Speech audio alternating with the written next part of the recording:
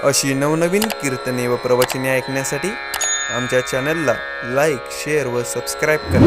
मागणे ते एक तुझ प्रती आहे, मागणे ते एक तुझ प्रती आहे, देशील तरी पाये पांडुरंगा. या संताशी निरवी हेची मज देई, आणि कदुजे काही ना न मागू तुझ. तुका म्हणे आता उदार तू होई, तुका म्हणे आता उदार तू होई, मज ठेवी पायी संतांची. या संताशी निरवी हेची मज देई, आणि कदुजी काही न मागू तुझ. पांडुरंगा करू प्रथम नमन, दुसरे चरण संतांची. त्यांच्या कृपादाने कथेचा विस्तारू बाबाजी सद्गुरु दास तुका. नमो ज्ञानेश्वरा, नमो ज्ञानेश्वरा, निवृत्ती उदारा सोपान देवा. नमो मुक्ताबाई त्रिभुवन पावनी, आद्यत्रे जननी देवाची. नमो सद्गुरु तुकया ज्ञान दीपा, नमो सद्गुरु सच्चिदानंद रूपा. नमो सद्गुरु भक्त कल्याण मूर्ती, नमो सद्गुरु भास्करा पूर्ण कीर्ती. मागणे ते एक तुझ प्रती आहे, देशील तरी पाये पांडुरंगा. या संताशी निरवी हेची मज देई, आणि कदुजे काही न मागू तुझ. सेवेकरता निवडलेला भंग श्रीमंत जगद्गुरु श्री तुकोबारायांचा असून, त्या भंगातून जगद्गुरु श्री तुकोबाराय आपल्या उपास्य देवतेकडे मागणी मागतायत. आणि ती मागणी मागत असताना, देवा तुला जर खरंच द्यायचं असेल तर मला एकच दे ना, संतांच्या सांभाळी घाल. म्हणजे संतांची भेट करून दे आणि त्यांच्या सांभाळी मला घाल, असं एका संत संगतीच मागणं महाराजांनी त्या भंगातून केलेलं आहे.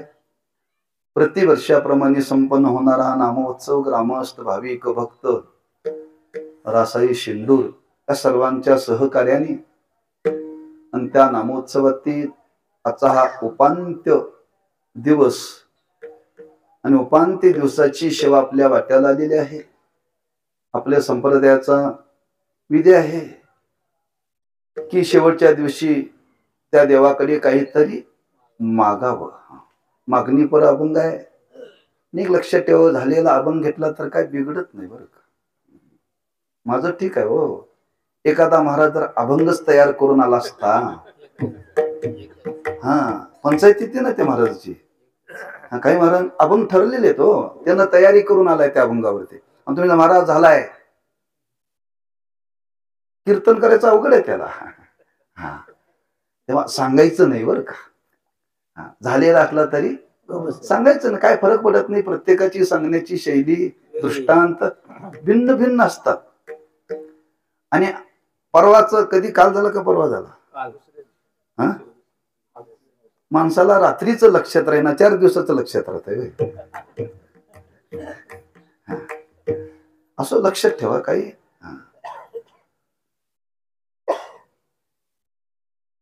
तेव्हा मागणीपर प्रकरणातला अभंग आहे. कारण विधी आहे, सगळे विधी सगळे आपण पाळले पाहिजेत. बरोबर आहे, आपल्या संप्रदायामध्ये वारकऱ्यांनी जी नियमावली सांगितली ती नियमावली पाळली पाहिजे, पण सगळंच आम्हाला पाळता येत नाही. पंचपदी पॅन्टवरती करावी, पंचपदी करणारा धोतर पाहिजे, नेहरू शर्ट पाहिजे, डोक्याला फेटा पाहिजे. पाळायचं, सगळं पाळायचं, अर्धवट नाही पाळायचं बरं का. पूर्ण पाळलं पाहिजे. नियमावली आहे ती. विना नेहणारा सुद्धा धोतरवाला पाहिजे, विजारवाला चालत नाही. काही गोष्टी तडजोड करून आपल्याला परमार्थ करावा लागतो का, नियमाची माणसं नाही येत. तेव्हा सप्ताहाचा सुद्धा विधी आहे. आपल्या वारकरी संप्रदायामध्ये एकादशीचं व्रत आहे. ही दशमी एकादशी आणि द्वादशी 3 दिवसाचं व्रत आहे बरं का. आज क्षीरापत असते. आजच्या व्रताची सांगता झाल्याशिवाय नेमाप्रमाणे काला करता येत नाही. काला करता येत नाही. आजचं व्रत म्हणजे आता क्षीरापत करायची, 12च्या आत देवाला झोपवलं पाहिजे. 12च्या आत देवाला झोपवलं पाहिजे, त्या मानानंच कीर्तन होईल बरं का, लक्षात ठेवा.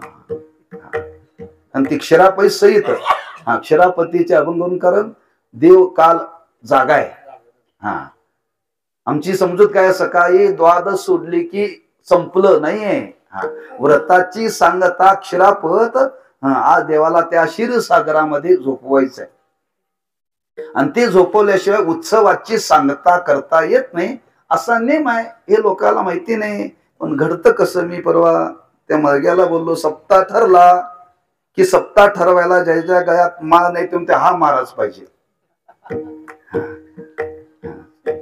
कधी पंढरपूरला जात नाही, पण म्हणतोय महाराज हा पाहिजे. म्हणजे त्याला वारकरी नाही, पण महाराज ठरवायला. मी तिथं जवळ परकट बोललो, ते गावची काय यात्रा आहे वय, नाचण्या कोणी आणायला कधी. त्याला नेमावली आहे. कोणी बोलावं नेम, कोणी नेम जो पाळतो त्यांनी नेम सांगावं. म्हणजे देवळा कधी कधीच येत नाही, म्हणजे का द्वादशीचा काला बदलला.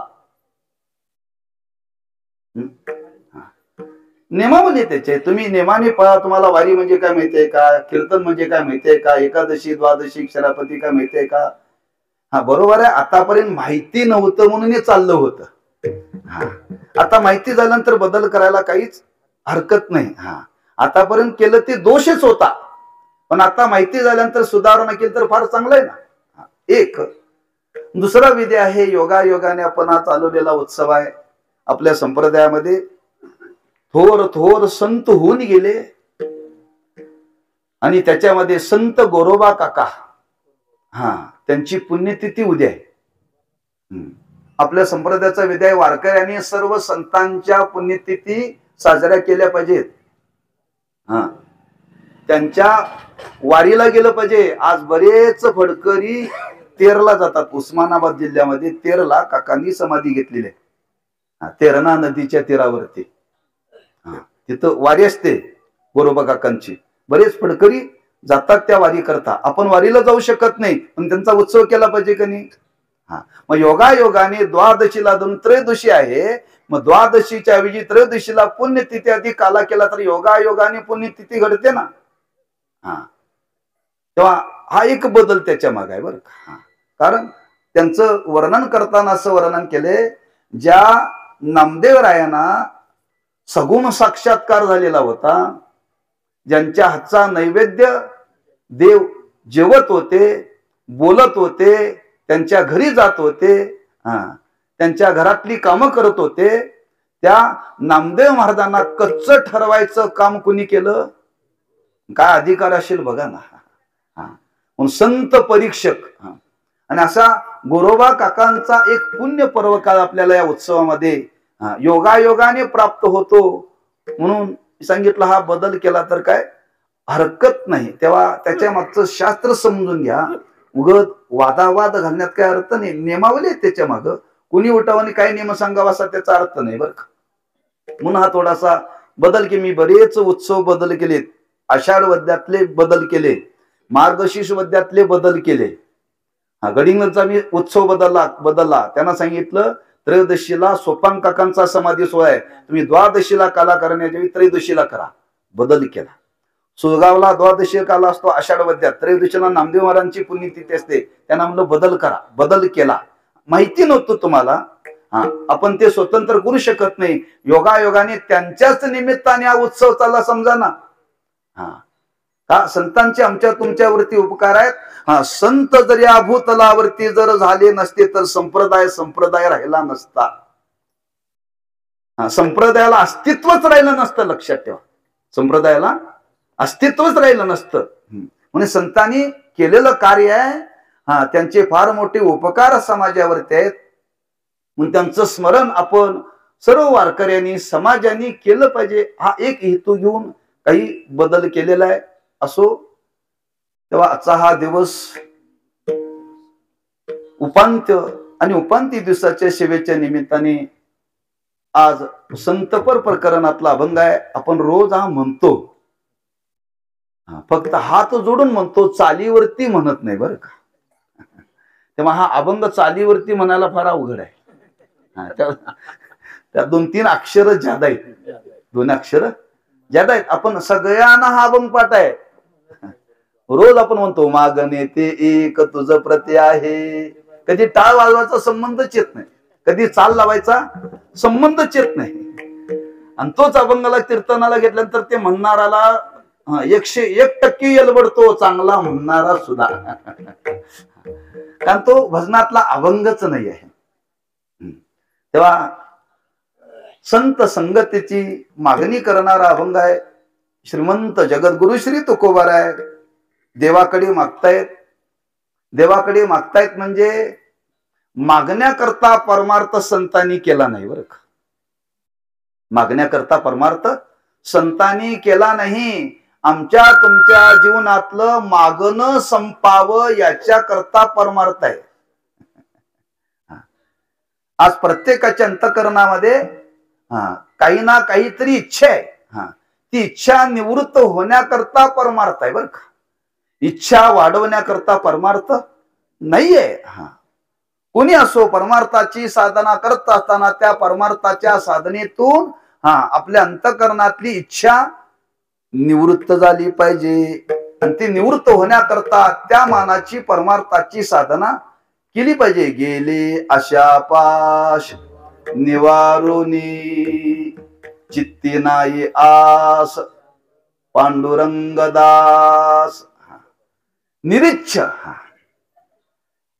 इच्छा रहित अवस्था प्राप्त होण्याकरता परमार्थाची साधना करायची. किंबहुना आपला वारकरी संप्रदाय हा निष्काम आहे. निष्काम काय?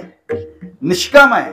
सर्वस्व देवाला अर्पण करायचं आहे, पण सर्वस्व अर्पण करून त्याच्या मोबदल्यामध्ये देवाला काहीही मागायचं. तुका म्हणे जीव भाव देवा पायी. तुका म्हणे जीव भाव देवा पायी. हे ओनिया काही न मागते.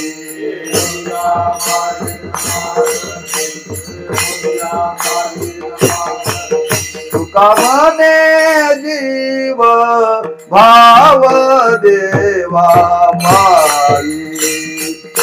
तुका म्हणे जीव भाव देवा पायी. तुका म्हणे जीव भाव देवा पायी. तुका म्हणे जीव भाव देवा पायी. ठेवोनिया काही न मागती. ठेवोनिया काही न मागती. ठेवोनिया काही न मागती. ठेवोनिया काही न मागती. ठेवोनिया काही न मागती. ठेवोनिया काही न मागती. ठेवोनिया काही न मागती.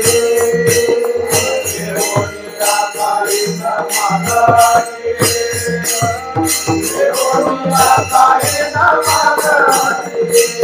साठविला राये हृदय संपोटी. साठविला राये हृदय संपोटी.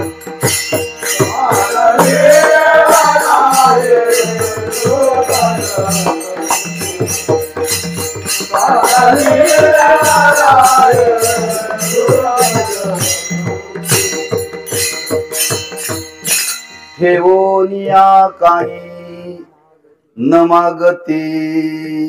त्यांनी सर्वस्व देवाला दिलं, पण काही मागितलं नाही. आम्ही देवाला काही दिलं नाही, पण मागितल्याशिवाय राहत नाही. त्याच्या पुढे जाऊन बोलू का?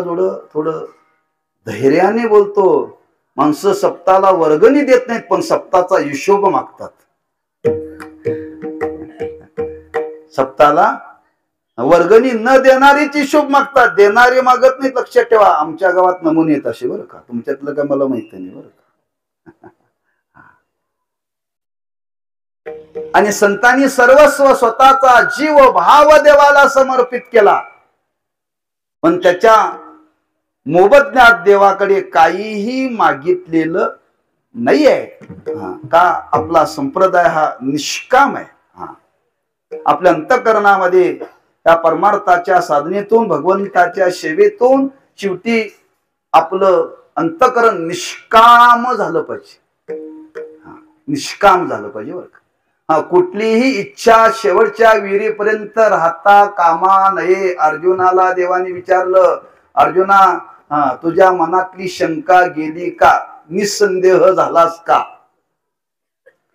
अर्जुने सांगितलं, झालो. नष्टो मोह स्मृतिरलब्ध्वा. देवा, माझ्या चित्तातला मोह गेला, आता काही माझ्या चित्तात राहिलेलं नाही. असं रिकाम झालं पाहिजे. काय? किशे नव्हे, अंतःकरण. शेवटवरीला कोणतीही अंतःकरणामध्ये इच्छा राहता कामा नये. या अवस्थेला संत प्राप्त झाले होते. काम नाही, काम नाही, काम नाही, काम नाही,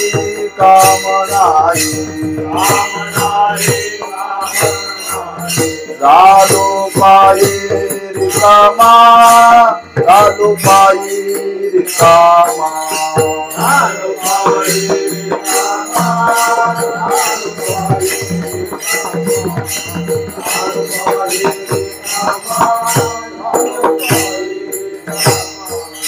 काम नाही, काम नाही, काम नाही, काम नाही, झालो पायी रिकामा, झालो पायी रिकामा, झालो पायी रिकामा, झालो पायी रिकामा.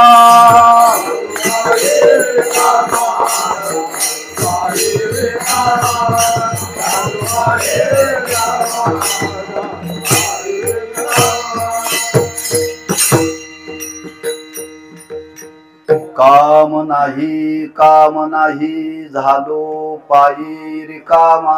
असा स्वानुभव संतांनी प्रगट केलेला आहे समाजाच्या समोर बरं का.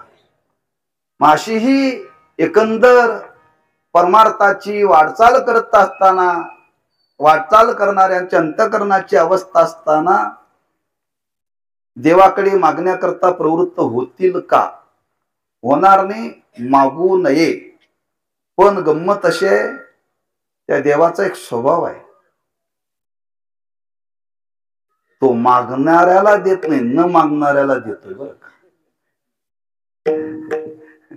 मागणाऱ्याला देत नाही, न मागणाऱ्याला देतोय. गंमत आहे, लक्षात ठेवा. का? त्याला त्याची खोडच आहे म्हणा. त्यातलं एक बारकाव आपल्याला सांगतो. खरंच जो मागत नाही त्याच्या माग लागायचं, माग म्हणून, माग म्हणून. खरंच हा कसाला उतरलाय काय बघायचं असते देवाला. खरंच त्याच्या अंतःकरणातली इच्छा गेलेली आहे का? ज्यावेळी नरसिंह रूपामध्ये देव प्रगट झाले प्रल्हादा करता, कार्य पूर्ण झालं. जे देवाला कार्य करायचं होतं ते कार्य पूर्ण झालं. त्या हिरण्यकश्यपूचा वध केला आणि प्रल्हादाला देवानी जवळ घेतलं आणि सांगितलं, प्रल्हादा काहीतरी माग. प्रल्हाद म्हटला, मला देवा काही मागायचं नाही. नवे नाही, काय मागायचं नाही नव्हे. आमच्या वाड वडिलांनी आम्हाला शिकवले, कोणाकडे काही मागायचं नाही. आता हे देवाला माहिती नव्हतं का? तरीही त्या प्रल्हादाच्या माग लागला, तू काहीतरी माग, काहीतरी माग. प्रल्हादाने सांगितलं, देवा तू माझ्या माग लागलेला आहेस, माग माग माग, पण लक्षात ठेव, आज संतांचं लक्षण आहे, भक्ताचं लक्षण आहे न मागणं. आणि तू जर आमच्या माग जर माग माग म्हणून जावा तर संतांच्या जीवनाला, भक्ताच्या जीवनाला काहीतरी कलंक लागेल बरं का. नाही म्हणले, प्रल्हादा तुला मागावं लागेल, तुला मागावं लागेल. देव माग म्हणतोय, प्रल्हाद नाही म्हणतोय. देव माग म्हणतोय, प्रल्हाद नाही म्हणतोय. आमचं उलट आहे, देव नाही म्हणतोय, आम्ही म्हणतोय दे म्हणतोय. देव नाही म्हणतोय, आम्ही म्हणतोय दे. शेवटी देवाचा अवमान होऊ नये प्रल्हादाने विचार केला, आपण शेवटी मर्यादा सांभाळली पाहिजे. शेवटी देव आहे, आपण सांगायचं काम देवाला केलेलं आहे. म्हणून देवाला सांगितलं, देवा ठीक आहे, मी पुन्हा पुन्हा पुन्हा पुन्हा तुला विनंती केली, मी मागणार नाही, मला आग्रह करू नको. एवढं करून सुद्धा देवा तू मला आग्रह करतोस ना, ठीक आहे, मी मागतो, एवढंच मागतो. कोणाकडे काही मागायची इच्छा होऊ नये. देवाला गप्प बसावं लागलं बरं का. देवाला गप्प बसावं लागलं. सांगण्याचं तात्पर्य काय, मागणाऱ्याला देव देत नाही, न मागणाऱ्यालाच देव देतो बरं का. मनशी काही मागा, मागण्याची वास, म्हणजे जे मागत नाही त्याच्याच माग लागतो देव बरं का, त्याच्याच माग लागतोय. एक दुसरं एक विचार आहे. आता तुकोबार आहे, या अभंगातून देवाकडे मागतायत. हा सगळा मी आपल्या समोर एक भाव प्रगट केलेला आहे, एकंदरीत प्रास्ताविक आहे. मग असं असताना सुद्धा आज तुकोबराय देवाकडे मागण्याकरता प्रवृत्त झाले. खरंच देवाकडे मागण्याकरता तुकोबराय प्रवृत्त झालेत का?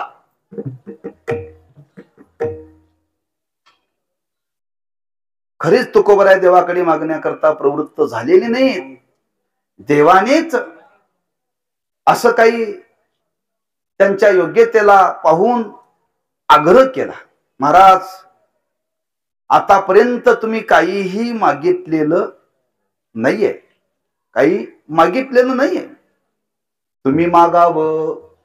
कारण देवाला भक्ताच्या सेवेचं ओझ त्याच्या डोक्यावरती झालेलं सहन होत नाही. त्याला ते थोडस ओझ कमी करावं असं वाटतं बरं का. ओझ ते देण्यातून ओझ कमी होतं, लक्षात ठेवा.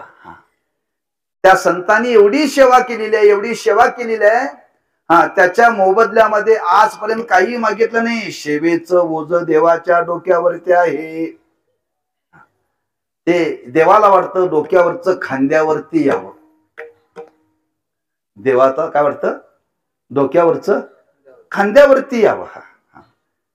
आणि या भावनेतून तुकोबराय ना देव म्हणतात, काहीतरी मागा, काहीतरी मागा. ठीक आहे देवा, तुझ्या इच्छेकरता मागतो. एक आणि दुसरं मागणं जे केलं महाराजांनी, आज परमार्थाच्या दृष्टीने एक विचार मांडलेला आहे. आज आम्ही तुम्ही परमार्थ करण्याकरता निघालोय. परमार्थ करत असताना परमार्थाला सहाय्यक जीवन या भूतलावरती कोणाचं आहे? संतांचं आहे बर का. परमार्थ करत असताना घडोघडीला संतांचं सहाय्य पाहिजे, लक्षात ठेवा. घडोघडीला संतांचं सहाय्य नसेल तर परमार्थ सफल होणार नाही, सफल होणार नाही. एकट्याच्या जोरावरती परमार्थ करता येत नाही, लक्षात ठेवा. संतांना घेऊनच परमार्थ करावा लागतो. तुम्ही प्रत्येक साधनेचा विचार करा. नाथ महाराजांनी वर्णन केले, तुम्हाला तीर्थयात्रा करायची आहे का? मग तीर्थयात्रा करायची असेल तर कोणाच्या संगतीमध्ये करा? तीर्थयात्री सुखे जाऊ. पुढं संता संगे शेवो, की संतांच्या संगतीमध्येच तीर्थयात्रा करावी बरं का. म्हणजे परमार्थाची साधना जी जी आज जीवनामध्ये करायची आहे ती संतांच्या संगतीमध्ये संतांना धरून करावी, एकट्याने करू नये. संतांची आज आपल्याला परमार्थ साधनेमध्ये गरज आहे प्रत्येकाला बरं का. आणि या दृष्टीने परमार्थ पूर्णत्वाला जाण्याकरता संतांचा संघ जीवनामध्ये घडला पाहिजे. या संबंधाने तुकोबराय आज देवाकडे देवाच्या इच्छेकरता मागण्याकरता प्रवृत्त झाले. देवा आजपर्यंत मी मागितलं नाही हे मान्य आहे, आजपर्यंत मी मागितलं नाही हे मान्य आहे, आजपर्यंत मागितलं नाही देवा हे बरोबर नाही, याच्या पुढेही देवा मी मागणार नाही बरं का. पण आता मी जे म्हणतो ते तुला द्यावं लागेल. मी एकच मागणार आहे, मी एकच मागणार आहे. आतापर्यंत कधी मागितलं नाही आणि याच्या पुढेही मागणार नाही, पण आता जे मागणार आहे ते एकच मागणार आहे. देवा तुला द्यायला जमतं का बघ. ठोक बाय ठोक आहे तुकोबारांचं बोलणं बरं का. म्हणजे देवाला जबाब देऊन महाराज बोलतायत मी एकच मागणार आहे, पण जे मी मागणार आहे ते तुला द्यायला जमतं का पहिल्यांदा तू विचार कर, विचार कर. आणि ते जमत असेल तर मी तुला मागण्याकरता प्रवृत्त होतो. तेव्हा एकच मला असं दे, जे मागितल्यानंतर पुन्हा काही मागायचं शिल्लक राहणार नाही. असं काय मागणं आहे ते महाराज अभंगाच्या पहिल्या चरणामध्ये मागतात.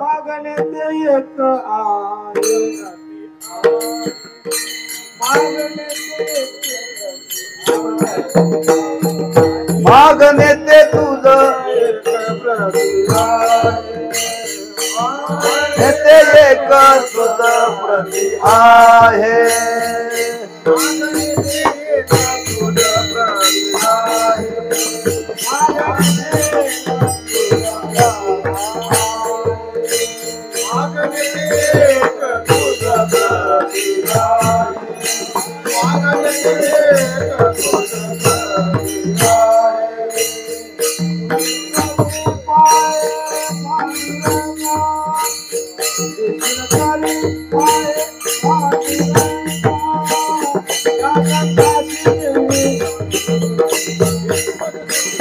या संताची निर्विहेची मज देई.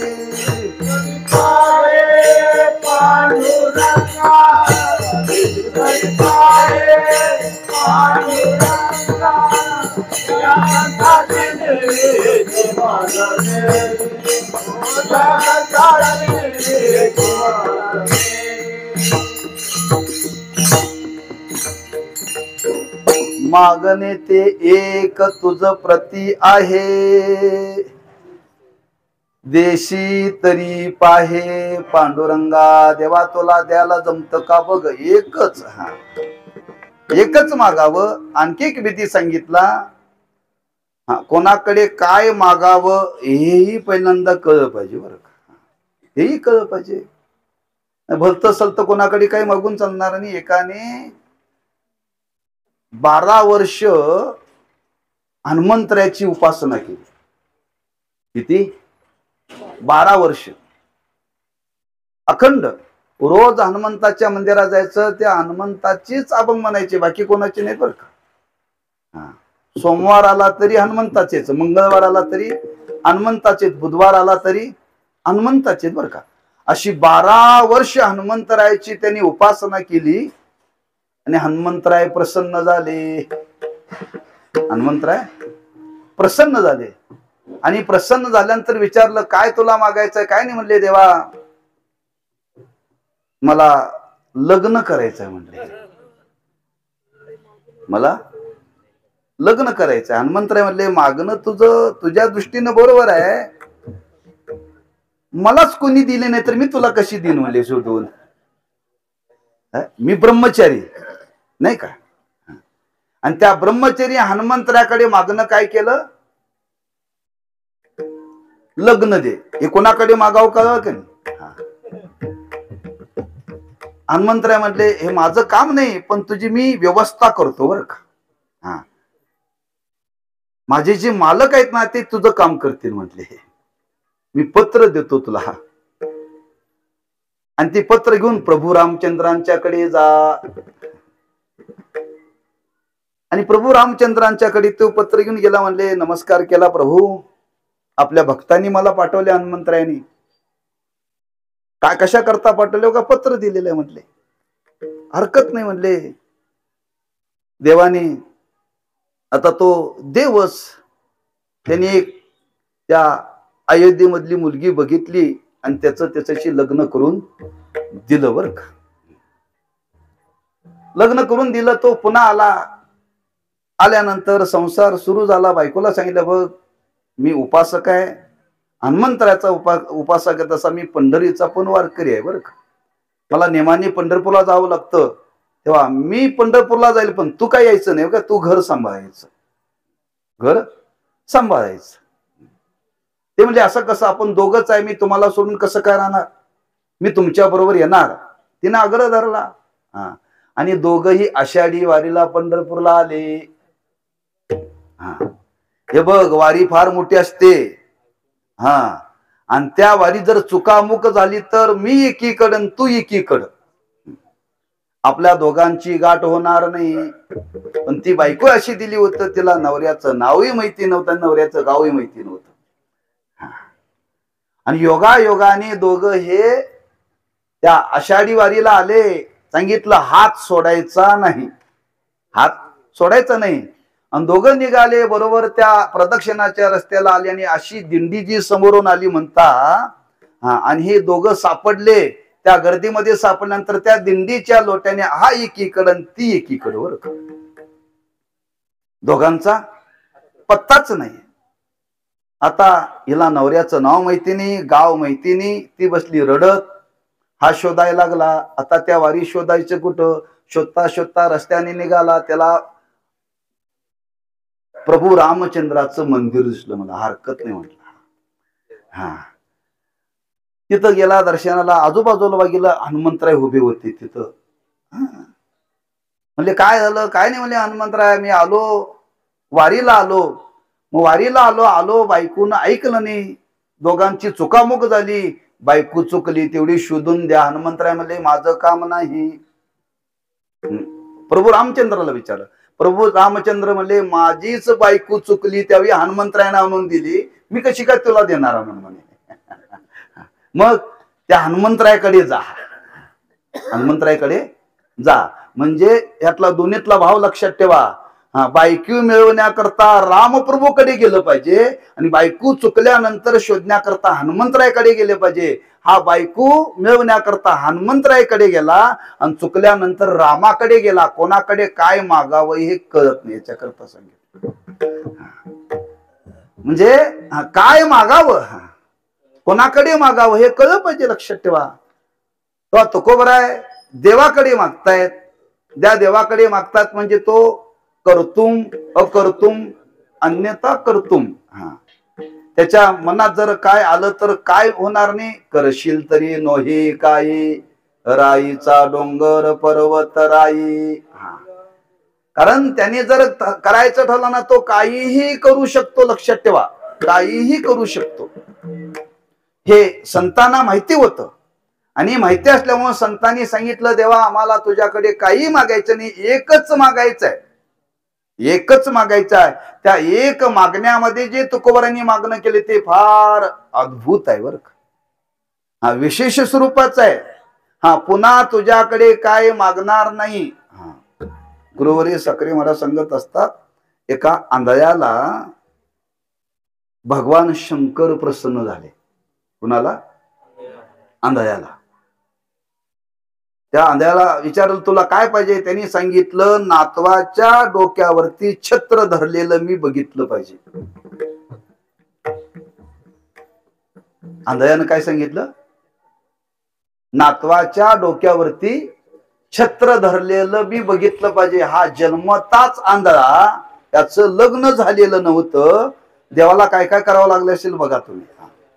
आता आंधळा नाही, आंधळ्याला कोणी मुलगी देतं का? त्या आंधळ्याचं लग्न केलं. लग्न केल्यानंतर त्याला मुलगा झाला.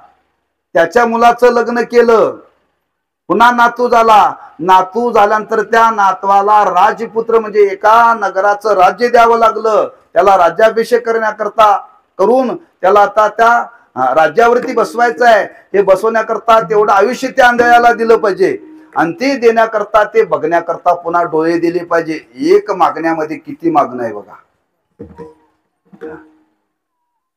मागितलं एकच, मी माझ्या डोळ्याने नातवाच्या डोक्यावरती छत्र धरलेलं पाहिलं पाहिजे, त्याला म्हणतात मागणं एक. त्याच्यात अनेक असावं बरं का. तसं तुकोबाराय म्हणतात, देवा आम्हाला एकच मागायचं आहे, आम्हाला संत संग दे, संतांची भेट घालून दे. संतांची भेट परमार्थामध्ये झाली की सगळं परमार्थातलं पूर्णत्वाला जाते बरं का. बाकी तुम्हाला परमार्थात देव भेटला तरी उपयोगाचा नाही, देव भेटला तरी उपयोगाचा नाही. भेटले तर परमार्थात संतच भेटले पाहिजेत, संतच भेटले पाहिजेत. जागोजागी संतांच्या संबंधाने संतांनी देवाकडे मागणे केले, हेची व्हावी माझी आस, जन्मोजन्मी तुझा दास, पंढरीचा वार करी वारी चुकोनी दे हरी, संत संग अखंड प्रेमाचा. पंढरपूरला वारीला गेल्यानंतर मागणं केले संत संगतीचं. देवाकडे रोज प्रार्थना करत असताना मागणं केले, संत संग देई सदा. जिथं जिथं मागण्याचा संबंध आला तिथं संत शब्दच आहे, दुसरं काहीही मागण्याचा संबंध नाही बरं का. म्हणून देवा एक संत, त्या संतांचा संग, त्या संतांची भेट घालून आम्हाला दे का, हे तुझ्याशिवाय शक्य नाही. बहु अवघड आहे संत भेट, बहु अवघड आहे संत भेट.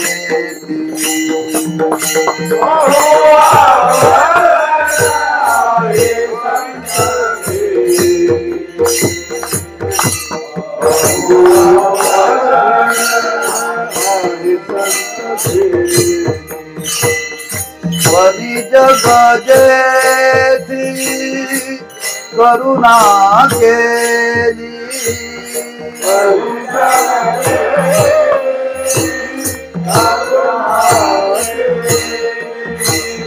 परी जग जेथी करुणा केली,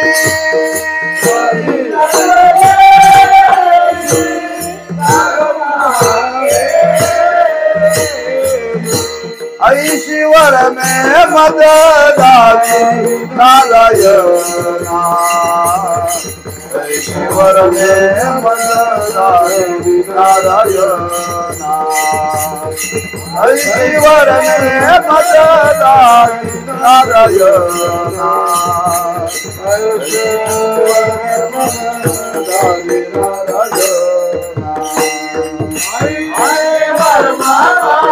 दावी नारायणा.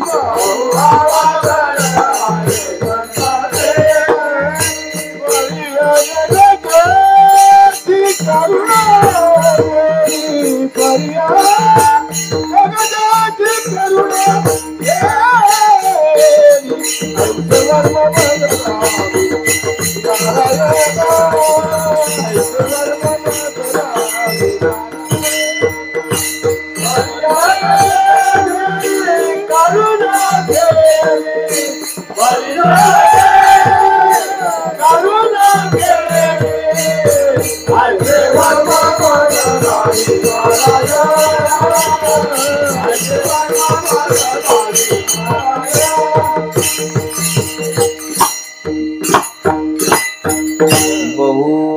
अवघड आहे संत भेटी परी जग जेठी करुणा केली मागणे ते एक तुझ प्रती आहे देशी तरी पाहे पांडुरंगा देशी द्यायला जमत का बघ. मागण्याचा हेतू आहे देव सर्व काही द्यायला तयार होतो, पण जे द्यायला पाहिजे ते देव देत नाही बरं का. देव देत नाही. लगेच देवाकडे मागावानी देवाने लगेच द्यावं, याच्यामध्ये देवाचं देवत्पण सिद्ध होणार नाही. लक्षात ठेवा, देवाचं देवत्पण सिद्ध होणार नाही. दात्याचं वर्णन केलेलं आहे. आपण दात्याकडे मागायला जावं, गेल्या गेल्या दाता देतो का फेऱ्या मारायला होतो. फेऱ्या मारायला लावतो बरं का, फेऱ्या मारायला लावतो. त्या फेऱ्या मारण्यामध्ये फार कष्ट आहेत. लक्षात ठेवा, फेऱ्या मारण्यामध्ये कष्ट आहेत. त्या फेऱ्या मागण्याच्या मागचा हेतू मी आपल्याला थोडासा दुरान्वयाने सांगतो बरं का. काही मिळवण्याकरता किती कष्ट करावे लागतात. पूर्वी असा काळ होता की मुलांची लग्न जुळवणं फार, तसा मुली करता वर मिळणं फार कठीण. मग तो मुलीचा बाप त्या मुलीला स्थळ शोधण्याकरता बाहेर पडायचा बरं का. एवढा फिरायचा एवढा फिरायचा, फिरून फिरून फिरून फिरून त्याच्या बुटाच्या टाचा झिजायच्या बरं का. टाटा झिजायच्या. म्हणून ब्रह्मलीन रंगनाथ महाराज प्रबंधकर गुरुजी सांगायचे नेहमी प्रवचनातून. ते म्हणायचे बघा, तुम्ही निरीक्षण करा रस्त्याने जाताना, ज्याच्या बुटाच्या टाचा उंच आहे तो समजावं मुलाचा बाप, आणि ज्याच्या बुटाच्या टाचा झिजलेत तर तो समजावा मुलीचा बाप. हे पूर्वीच, आताच नव्हे.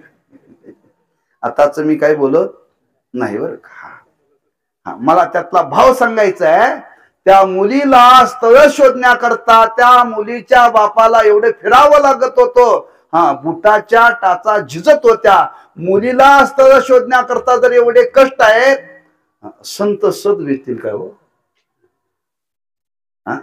चंद्रामृत सुखे सेवावेले, चंद्रामृत सुखे सेवावेले,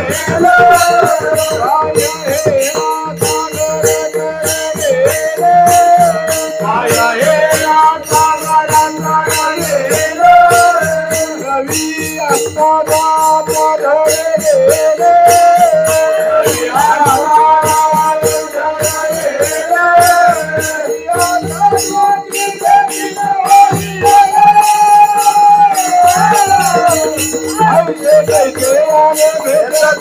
साधू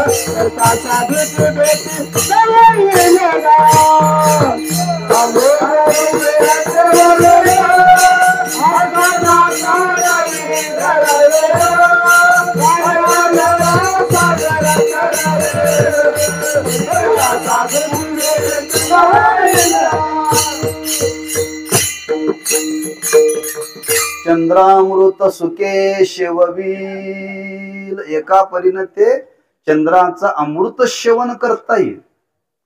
सागर हाताच्या बाहूच्या दोराने तरुण जाता येईल.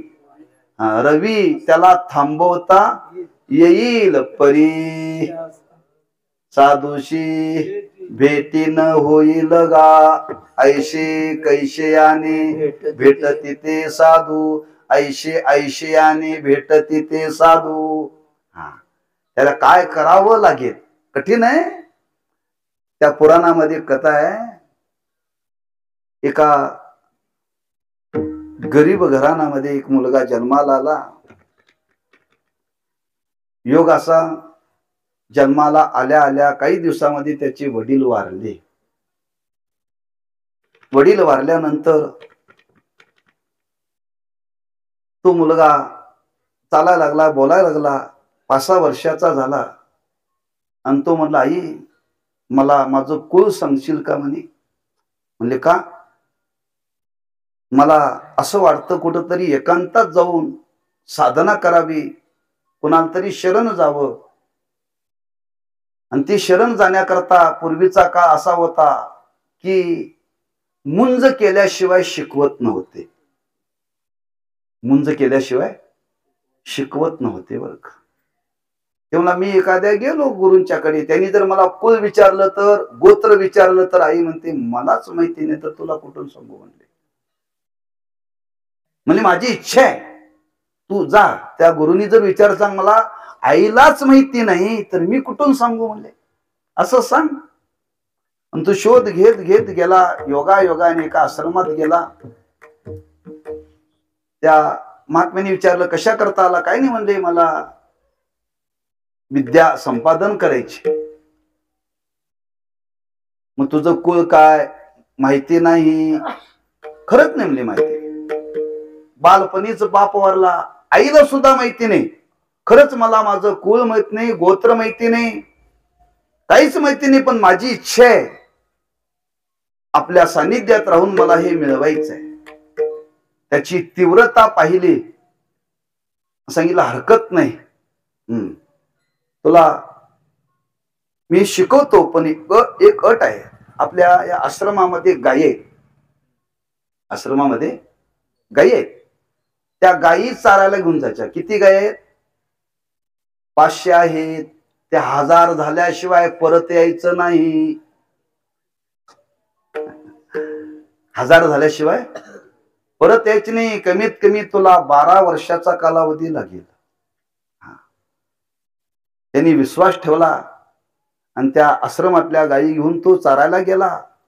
एवढी एकाग्र भावाने सेवा करता करता करता करता करता करता कधी 1000 गायी झाल्या त्याला माहितीच नाही. आणि त्या गायीच्या कळपामध्ये एक सांड होता. आणि तो सांड बोलायला लागला, बाळ 1000 गायी झाल्या. 1000 गायी झाल्या. 12 वर्षाचा तुझा काल गेलेला आहे. मग मी तुला तत्वज्ञानातला 1/4 भाग सांगतो. 1/4 भाग सांगतो. म्हणजे 100 4 आणे बरं का. आणि 100 4 आणे सांगतो म्हणून त्याला त्या 4 आणे सांगितलं. पुढचं म्हणजे पुढं तुला कोणतरी सांगेल. तू या गायी घेऊन आश्रमाकडे जा. जाता जाता त्याला रस्त्यामध्ये त्या सरोवराच्या काठावरती एक प्राणी भेटला, हंस. त्याला सांगितलं की पुढचा उपदेश तुला हंस करेल बरं का. पुढचा उपदेश हंस करेन. त्याने सांगितलं मी तुला 4 आणे देणार, पुन्हा 8 आणे शिल्लकच बरं का. पुन्हा 4 आणे त्याला ती विद्या दिली. पुन्हा पुढे गेला. पुढे गेल्यानंतर त्याला सांगितलं पुढचा राहिलेला भाग तुला शिकवेल. कोणी शिकवेल.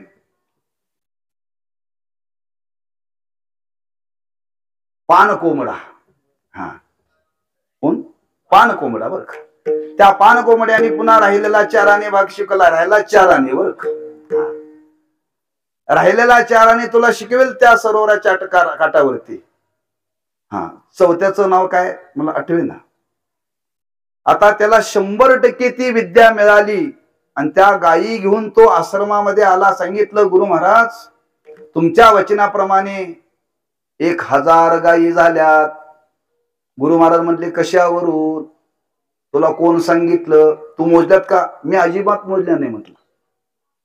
मग तू मोजल्या नाहीत आणि मला सांगतो 1000 गायी मी घेऊन आलोय. कशावरून. त्या कळपामध्ये जो सांड आहे त्या सांडाने मला सांगितलं. त्यांनी घडलेला सगळा इतिहास सांगितला. तुला तत्वज्ञान झालंय, आता जा. नाही म्हणले, मला तुमच्या मुखातून तत्वज्ञान ऐकायचंय. ह्या चौघांनी मला तत्वज्ञान दिलं. 12 वर्षाचा काळ गेला. 12 वर्षाचा काळ जाऊन ह्या चौघांनी तत्वज्ञान दिलं तरी मला त्या पशुच्या मुखातून आलेलं तत्वज्ञान नको, साक्षात गुरूंच्या मुखातून आलेलं मला तत्वज्ञान पाहिजे. गुरु म्हटले, देतो, थोडस थांब. म्हणजे मला त्यातला भाव सांगायचा आहे. त्या गुरूंच्याकडे ज्ञान मिळवण्याकरता गेल्यानंतर 12 वर्षाचा कालावधी गेला. 500च्या गायी 1000 कराव्या लागल्या.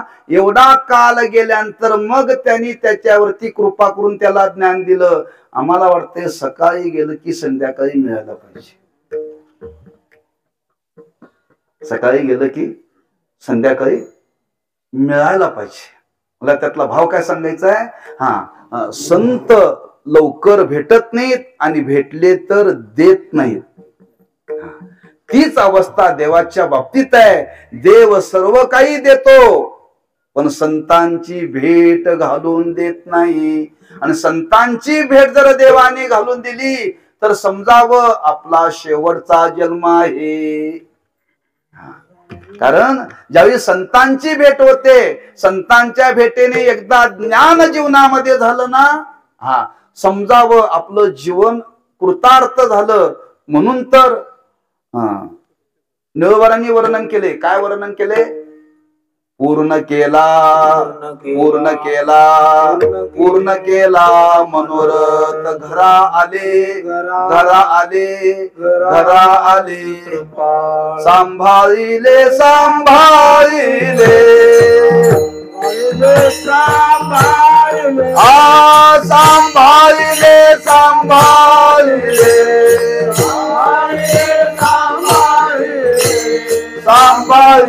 सांभाळिले, सांभाळिले अनाथा, सांभाळिले अनाथा, सांभाळिले अनाथा, सांभाळिले, सांभाळिले, सांभाळिले अनाथा, सांभाळिले अनाथा, सांभाळिले, सांभाळिले,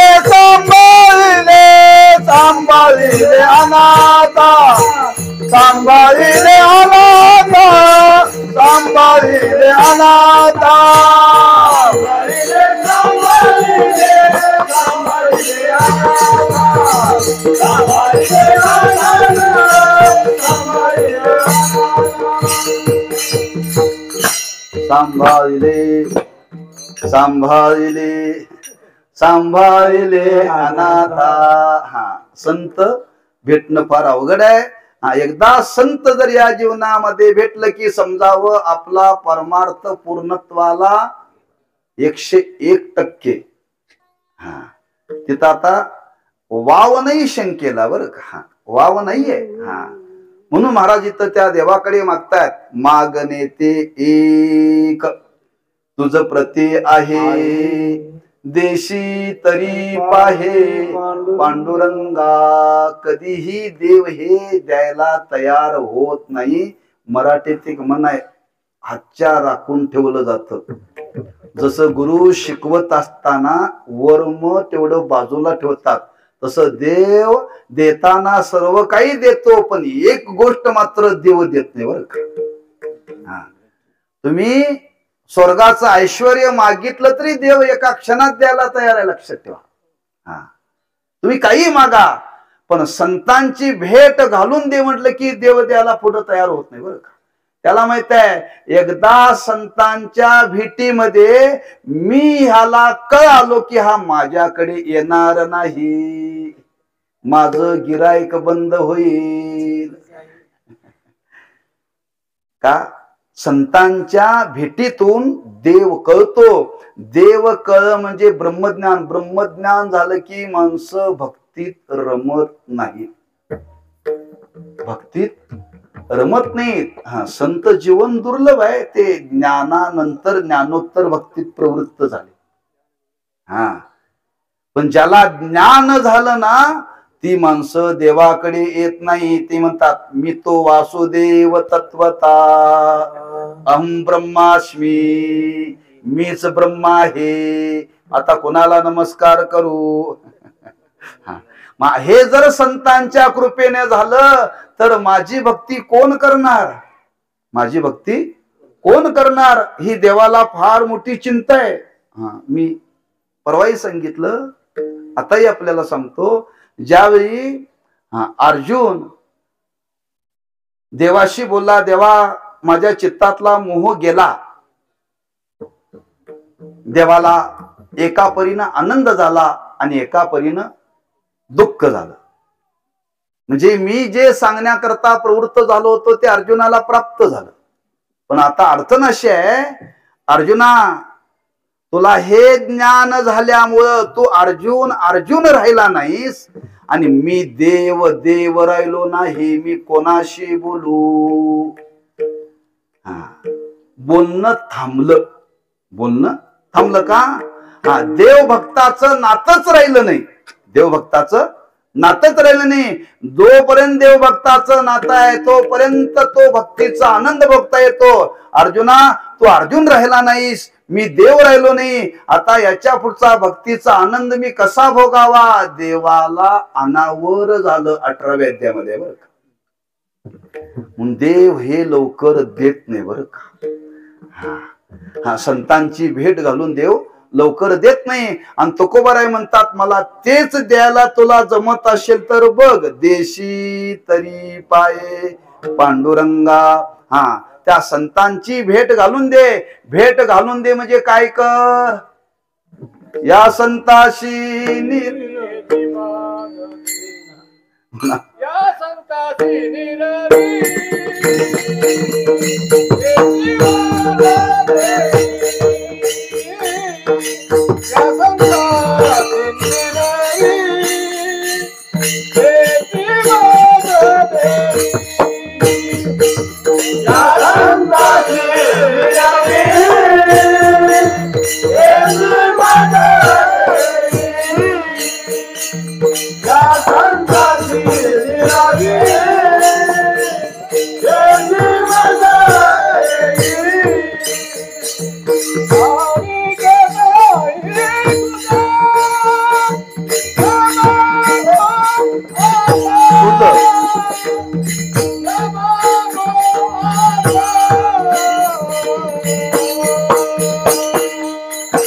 या संताची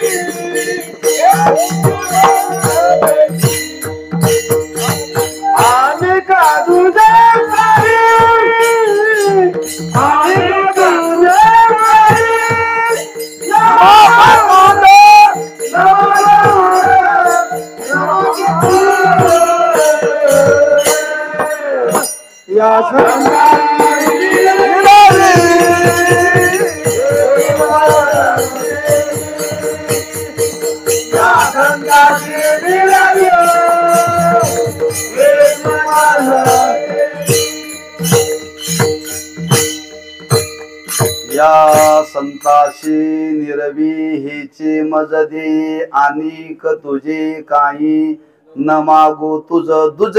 याच्या व्यतिरिक्त मला तुझ्याकडे काय मागायचं नाही. आणि हेच मागायचं आहे, या संताशी निरवी. म्हणून महाराजांनी वर्णन केले, तुका म्हणे तुम्ही निरविल्यावरी मग मज हरी उपेक्षेना. देवा तुझ्याकडून जर आम्ही त्यांच्याकडे गेलो ना, मग ते आमची उपेक्षा करणार नाही. म्हणून त्या संतांच्या सांभाळी आम्हाला तू घाल, हेच मागायचं आहे. याच्या व्यतिरिक्त दुज म्हणजे दुसरं काही मागायचं नाही. एक तुझे आणि तुझ्याकडेच आम्हाला मागायचं आहे, इतराकडे आम्हाला मागायचं नाही बर का. संत फक्त देवाकडेच मागतात, इतराकडे काय मागत नाहीत. ब्रह्मदेव भेटला कबीर महाराजांना, आणि कबीर महाराजांना भेटल्यानंतर ब्रह्मदेवाने सांगितलं काहीतरी मागा. कबीर महाराजांनी सांगितलं, तुझ्या बापाकडे आम्ही काही मागितलं नाही, पोराकडे मागू. म्हणजे ते कोणाकडे तरी हात पसरत नाहीत. मग देवा तुझे काही न मागू तुझ, आम्ही जे दुसरं काही मागणार नाही, आणि जे मागणार ते आम्ही तुझ्याकडेच मागणार, आणि जे मागायचं नाही ते आम्हाला तुला द्यायला जमत असेल तर बघ. म्हणून या संताशी निरवी हेची मज देई, अनिक तुझे काही न मागू. तुझं शेवटी तुकोबराय देवाला विनंती करता, देवा लवकर उदार होऊ. तुका म्हणे आता उदार तू होई, मज ठेवी पायी संतांची या संताशी निरवी हेची मज देई, अनिक तुझे काय न मागू. तुझ लवकर देव उदार झाला तर लवकर कीर्तन संपेल ना. याच ठिकाणी अभंगाचा भावार्थ झाला असं समजून एकदा संप्रदायपूर्वक भजन करू, आणि उर्वरित काळामध्ये काही विचार करून सेवा वेळेमध्ये आपण थांबू. सर्वांनी हाताने टाळी वाजवा, मुखाने भगवंताचं नाम घ्या. विठोबा रखुमाई जय जय विठोबा रखुमाई.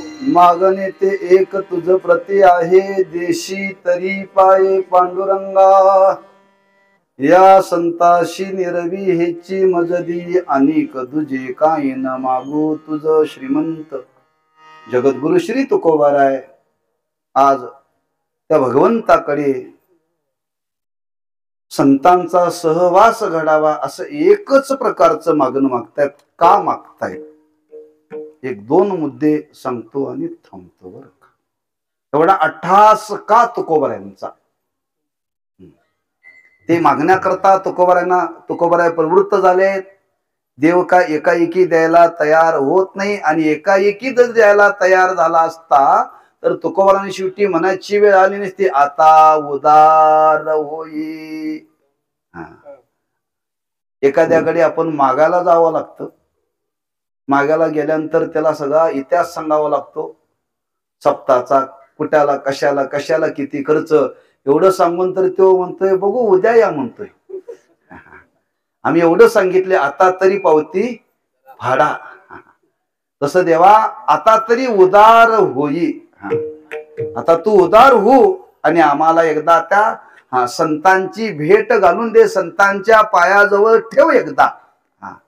लगेच देव देण्याकरता तयार होत नाही. त्याचा उदारत्वाची जाणीव तुकोबारांनी देवाला करून दिली.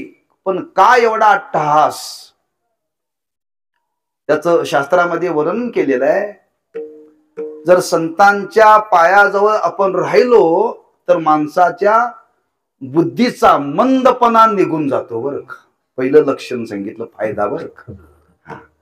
संतांचा सहवास कशा करता करायचा, संतांच्या पायाजवळ कशा करता राहायचं, याच्या निमित्ताने राहिला तरी तुमच्या बुद्धीतलं बुद्धी जे मांद्य आहे, बुद्धीची मतिमंदता आहे, ती संतांच्या संगतीने निवृत्त होते बरं का. बुद्धीला एक तेज येतं, बुद्धीला सूक्ष्मता प्राप्त होते. कशावरून? त्याला दाखल आहे. नाथ महाराजांनी भावार्थ रामायण लिहिलं. रामायण लिहिल्यानंतर त्यांनी श्रोत्यांना सांगितलं, माझं आयुष्य संपलंय बरं का, मला आता समाधी घ्यायची आहे. तेव्हा राहिलेलं रामायण गावबा लिहिल. लोक म्हणाले, महाराज तो तुमच्या जवळ पुरणपोळी खायला मिळते म्हणून राहिलाय. गावबा पुरणपोळी खायला मिळते म्हणून तो राहिलाय. कधी तो रामायण ऐकायला सुद्धा येत नाही, आणि तुम्ही सांगताय राहिलेलं ते गावबा पूर्ण करेल. हो म्हणले महाराज, म्हणले माझ्याकडून शक्यच नाही, मला आता समाधी घ्यायची आहे. नक्की? हो. गावबाला सांगितलं, गावबा इकडे म्हणले, आता राहिलेलं रामायण तू पूर्ण कर. जो खाण्याच्या निमित्ताने नुसतं खाण्याकरता आला, खाण्याच्या व्यतिरिक्त गावबाला काही माहिती नव्हतं, त्या गावबाला नाथ महाराजांच्या संगतीचा परिणाम जे उरलेलं रामायण ते कुठून सुरू झालं गावबानी तुम्ही शोधून दाखवा, कुणालाच कळत नाही. म्हणजे राहिलेलं रामायण लिहिण्याची बुद्धी कुठून प्राप्त झाली हो? तो कुठं शिकायला गेलेला नव्हता. त्याला वाचता येत नव्हतं, लिहिता येत नव्हतं, पण नाथ महाराजांच्या संगतीचा परिणाम राहिलेलं त्याने रामायण पूर्ण केलं. बुद्धीचं मानदी निघून जातं का नाही, म्हणून त्यांच्या संगतीत राहावं बरं का. नुसतं चप्पल घेऊन फिरलं तरी चालतंय, बॅग घेऊन फिरलं तरी चालतंय, महाराजाच्या संगतीत नव्हं, संतांच्या. एक म्हणजे संतांच्या संगतीमध्ये राहण्याने बुद्धिमंदता निघून जाते बरं का. अनेक दृष्टांत आहेत पुराणातले बरं का. एक दाखला आपल्याला मी दिला. दुसरं वर्णन केले, संतांच्या संगतीमध्ये राहिला तर माणसाचा सन्मान वाढतो. संतांच्या संगतीत राहिला ना माणसाचा सन्मान वाढतो, त्याची योग्यता वाढते. हे संतांच्या संगतीचं महत्व आहे. तिसरं वर्णन केले, संतांचा सहवास घडला तर संतांच्या संगतीने पाप निघून जातं. पाप. वाल्याचा वाल्मिकी झाला का नाही, कोणाच्या संगतीनं? नारदाच्या संगतीने. म्हणजे संतांचा सहवास, संतांची संगत घडण्याने अनेक फायदे संतांच्या संगतीमध्ये असल्यामुळे तुकोबारे म्हणतात, देवा मला एकच दे बरं का, बाकी काही देऊ नको. आणि ते देण्याकरता देवा तू आता उदार होई. तुका म्हणे आता उदार तू होई. तुका म्हणे आता उदार तू होई. तुका म्हणे आता उदार तू होई. तुका म्हणे आता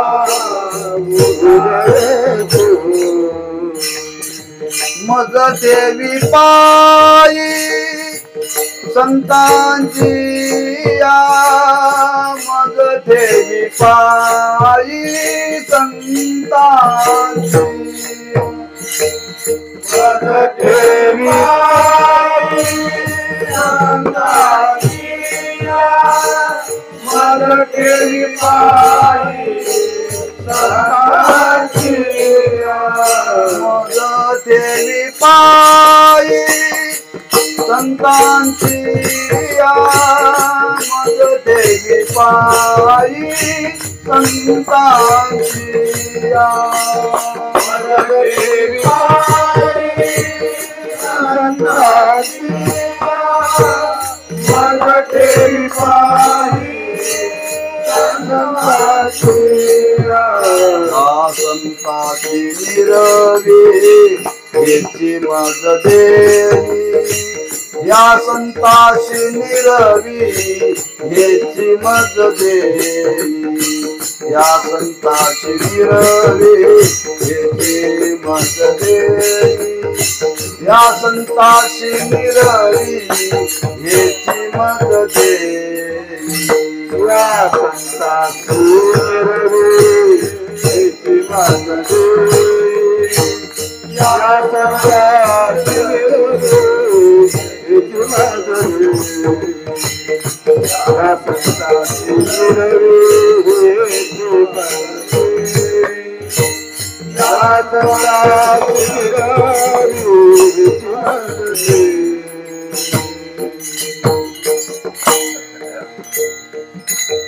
तुका म्हणे आता उदार तू होई. मज ठेवी पायी संतांची. या देवा तू उदार हो, तू उदार आहेस, उदाराचा राणा. देवाचं उदारत्व फार आहे बर का, फार उदारत्व आहे. तुम्ही जर त्याला वाटीवर मागितलं तर तो उपमन्यू वाटीवर दूध मागायला गेला, दिलं किती? क्षीरसागर दिला. देवा तू उदार आहेस, पण लवकर देण्याकरता तू प्रवृत्त हो. तुका म्हणे आता उदार तू होई. मज ठेवी पायी संतांची. या त्या संतांच्याच पायाजवळ आम्हाला ठेव. म्हणून आज विचार करा, आपल्याला कोण विचारतं का हो? आपण कोण, कुठले, कुठल्या कुळातले, कुठल्या गावातले, पण आज आपल्याला समाजामध्ये सन्मान मिळतो का नाही? कोणामुळं? संतांच्यामुळं. आम्हाला थोडकच बोलता येतं, पण लोक महाराज शिवाय बोलत नाहीत हो. महाराज शिवाय बोलत नाहीत, पाया पडल्याशिवाय राहत नाहीत. नुसतं रिकामी पाया पडत नाहीत, काहीतरी देऊन पाया पडतात. म्हणजे आज समाजामध्ये आज सन्मान वाढला. कोणामुळे वाढला? आपण त्या संतांचा स्वीकार केल्यामुळं.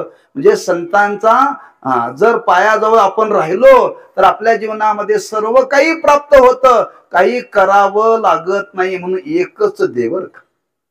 म्हणून महाराज म्हणतात, देवा त्याच्याकरता तू उदार हो आणि माझी इच्छा पूर्ण कर. तुका म्हणे आता उदार तू होई, मज ठेवी पायी संतांची या संताशी निरवी हेची मज देई. अनेक तुझे काही न मागू, तुझ ज्ञानेश्वर माऊली, ज्ञानराज माऊली तुकारा. ज्ञानराज माऊली, जय जय ज्ञानेश्वर माऊली, ज्ञानराज माऊली तुकारा. जय जय ज्ञानेश्वर माऊली, ज्ञानराज माऊली तुकारा. जय जय ज्ञानेश्वर माऊली, ज्ञानराज माऊली तुकारा. जय जय ज्ञानेश्वर माऊली, ज्ञानराज माऊली तुकारा. कुंडली गवरदारी विठ्ठल ज्ञानदेव. जय जय ज्ञानेश्वर माऊली, ज्ञानराज माऊली तुकारा.